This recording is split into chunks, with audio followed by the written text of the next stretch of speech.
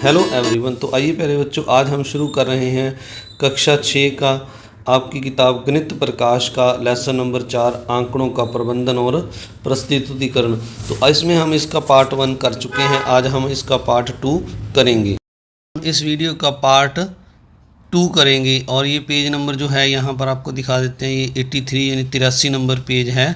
इस पेज से हम इस वीडियो को शुरू कर रहे हैं। तो सबसे पहले यहाँ पर हमें दिया हुआ है, दिए गए चित्रलेख मिडिल स्कूल गिनौरी के पुस्तकालय में एक सप्ताह में विद्यार्थियों द्वारा ऋण ली गई पुस्तकों की संख्या को दर्शाता है। यानी जो उधारी किताबें ली गई हैं लाइब्रेरी से, जो बच्चे किताबें लेते हैं वो दिखाई गई हैं। सोमवार को यहाँ पर अगर आप देखें तो ये पुस्तकों के चित्र बने हैं, 1 2 3 4 5।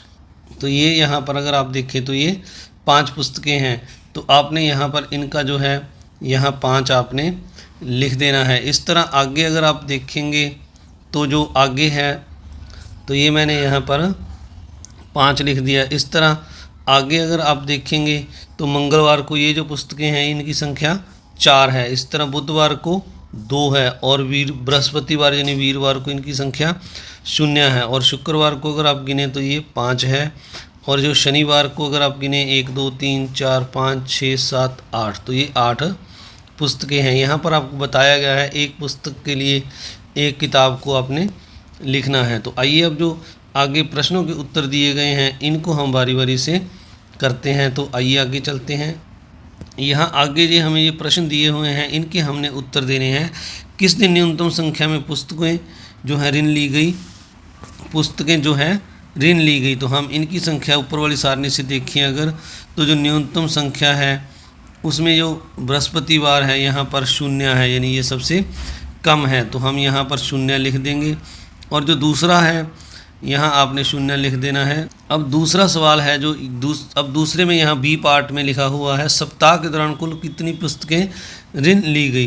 तो इसके लिए आपको क्या कर, इस सम के जवाब के लिए हम क्या करेंगे, ये जो पुस्तकों की संख्या है 5 4 2 0 5 8 इनको जोड़ लेंगे। तो ये 5 4 9 2 11 और 5 16 और ये 8 24। तो कुल जो पुस्तकें हैं वो 24 हैं। तो इनकी संख्या हम आगे यहाँ पर लिख देंगे।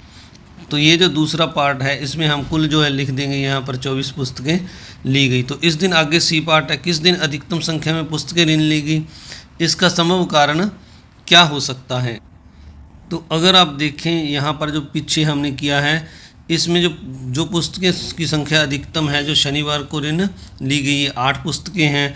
तो इसका कारण हम बताएंगे अभी। यहाँ पर लिखा हुआ है किस दिन अधिकतम संख्या में पुस्तकें ऋण ली गई। तो पहले का उत्तर 0 था, दूसरे का 24, अब तीसरे का। तो ये जो है यहाँ पर हमने शनिवार इसका उत्तर लिख देना है। तो अब आप ये सोचें प्यारे बच्चों भी, इस दिन अधिक पुस्तकें क्यों ऋण ली गई, तो इसका कारण क्या हो सकता है। इसका कारण आपने लिख देना है कि इसके बाद जो अगला दिन है वो रविवार है और रविवार को बच्चे घर बैठकर पुस्तकें अधिक पढ़ते हैं। तो अगला जो प्रश्न है 2 नंबर प्रश्न, इसमें यहाँ पर हमें दिया हुआ है, ये देखिए आप यहाँ पर लिखा हुआ है, मगन भाई जामनगर में पतंगे बेचते हैं।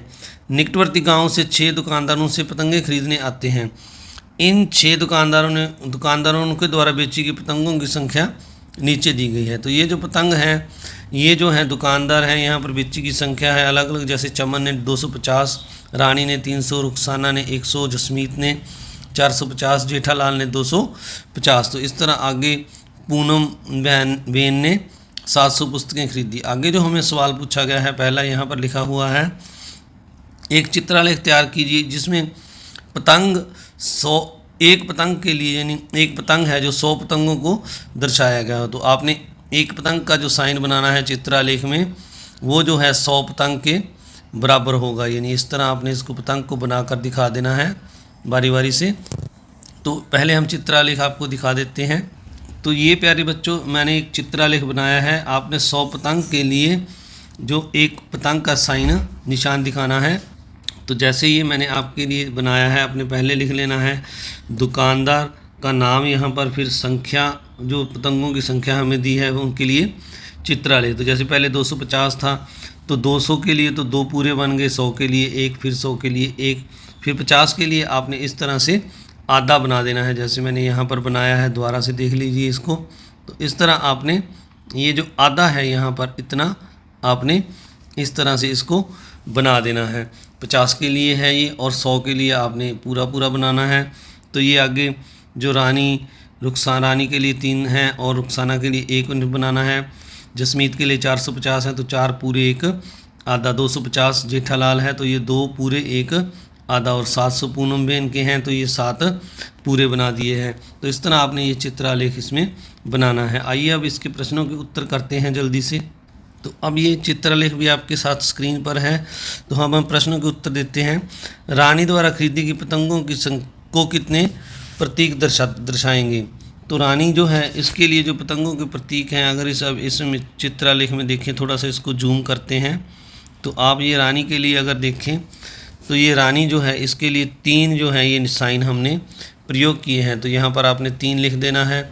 किसने अधिकतम पतंगे संख्या में पतंगें खरीदी। तो सबसे ज़्यादा जो है 700 है, 7 साइन है। पूनम बेन ने ज़्यादा सबसे पतंगे खरीदी हैं। तो यहाँ पर आपने लिख देना है पूनम जो है, पूनम बेन है जो उन्होंने सबसे ज़्यादा पुस्तकें या पतंगे खरीदी।